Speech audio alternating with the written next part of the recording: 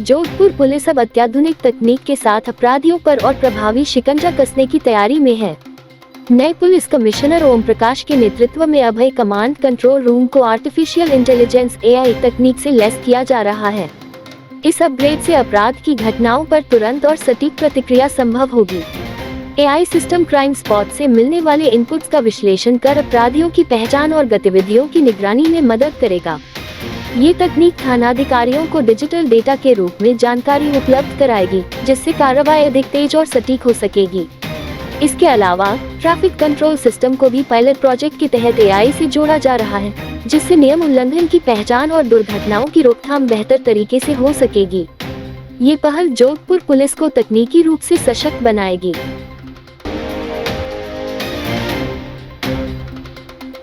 केंद्रीय संस्कृति और पर्यटन मंत्री गजेंद्र सिंह शेखावत ने अपने जोधपुर प्रवास के दौरान निवास स्थान पर जनसुनवाई का आयोजन किया। दूर दराज से आए नागरिकों ने अपनी समस्याएं मंत्री के समक्ष रखी, जिन्हें शेखावत ने गंभीरता से सुना और समाधान का भरोसा दिलाया।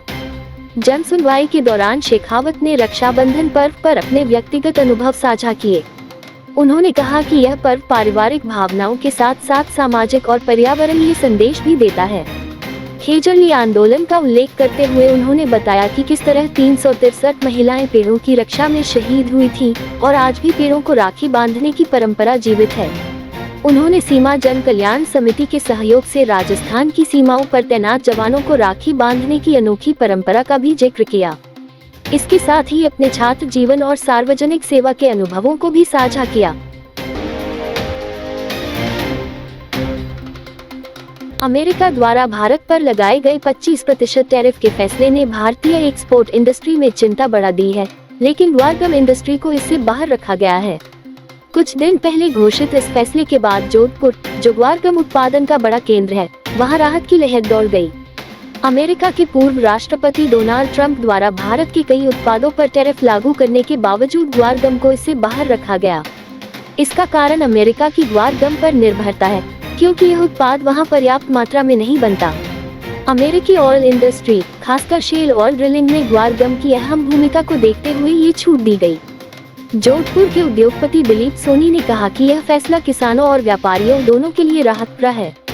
ग्वारगम पर टैरिफ लगता तो अमेरिकी कंपनियों की लागत बढ़ जाती। पूंजला नाडी में महिलाओं के समूह ने विभिन्न प्रजातियों के पौधों को रक्षा सूत्र बांधकर पर्यावरण को सुरक्षित रखने का संकल्प लिया। पूंजला नाडी के अध्यक्ष जगदीश देवड़ा ने बताया कि इस अवसर पर पौधों का महिलाओं ने पूजन कर राखियां बांधी। इस अवसर पर सरकारी विभागों की महिला अधिकारी व समाज उत्थान में सक्रिय रहने वाली महिलाओं की भागीदारी रही।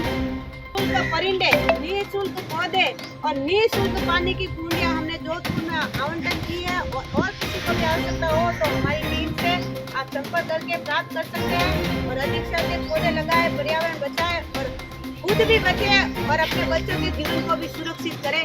धन्यवाद।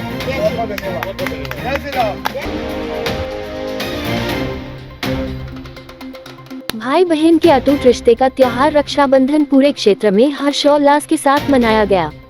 इसको लेकर पूर्व विधायक मलखान सिंह विश्नोई ने आज अपने निवास पर अपनी बहन इंदिरा विश्नोई से राखी बांधवाकर खुशहाली की कामना की। पूर्व विधायक विश्नोई ने सभी क्षेत्रवासियों को इस पवित्र पर्व पर बधाई देते हुए खुशहाली की कामना की। ये थे आज के मुख्य समाचार। विस्तार से जानने के लिए पढ़ते रहिए दैनिक नवज्योति। दैनिक नवज्योति के YouTube चैनल को सब्सक्राइब करें और ताज़ा अपडेट के लिए बेल आइकॉन दबाएं।